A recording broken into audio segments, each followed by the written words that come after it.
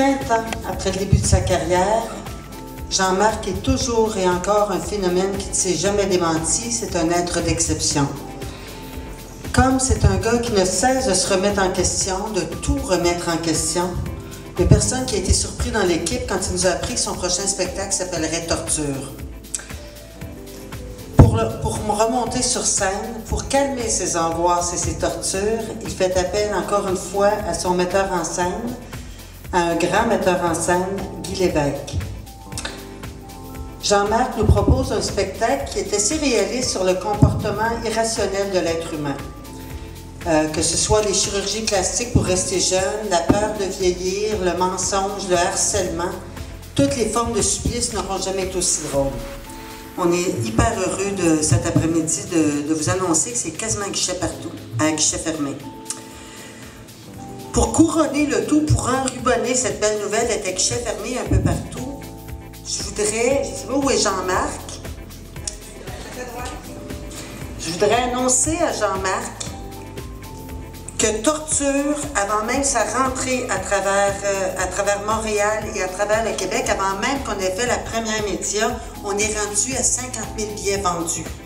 Alors, au nom des productions Juste pour rire, au nom de Chantal, son agente et sa grande amie, au nom de Véronique Trépanier qui fait la production déléguée, au nom de tout le monde, Jean-Marc, on voudrait cet après-midi te remettre, avant de commencer ton billet d'or.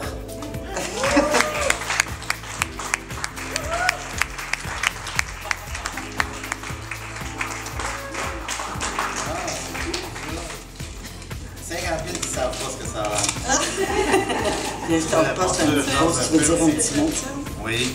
Ben écoutez, merci infiniment. Effectivement, on va mettre c'est bien le fun, c'est excitant de savoir ça. T'en as 50 000 qui n'ont pas changé d'idée. C'est fait, c'est réglé, ils sont là, c'est calé. Ben oui, effectivement, c'est bien le fun. Pour moi, dans ma tête, c'est un peu une suite à Urgence de vivre, Torture. Bon, évidemment, les gens me connaissent un peu. Je parle toujours de nos travers humains. C'est ce que je connais le plus. C'est ce que nous connaissons le plus, tout le monde. Il suffit de le dire, tout simplement, parce que tout le monde ici, dans vos têtes, dans vos vies, vous le dites à chaque fois dans votre auto, dans votre maison. Moi, je fais parce que je décide de le dire un petit peu plus large, comme si c'était une toile, comme si c'était un film, comme si c'était une émission de radio, un disque, une chanson.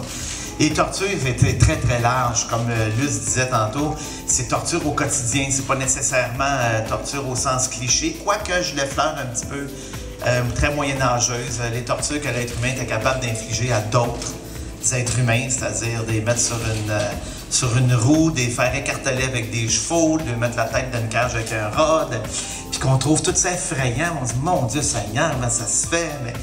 C'est du monde comme toi puis moi qui pense à ça. C'est ça que je trouve effrayant, c'est qu'il y a du monde qui ont des meetings le mercredi puis ils se disent, mon Dieu, qu'est-ce qu'on fera bien de bon? Puis il y en a un qui arrive avec une bonne idée, il met du soda à part du vinaigre, là il va y popper dans la tête. C'est une excellente idée, ses confrères sont fiers de lui.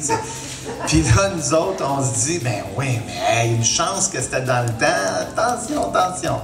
Des meetings, nous autres, si on en a tous des meetings, hein? Puis je pense souvent à ça, peu importe dans le milieu que vous travaillez, là, s'il y a une nouvelle qui rentre au bureau, puis elle est très compétente, puis elle est trop belle, ça se peut que tu fasses un meeting dans la semaine de la débarquer de là.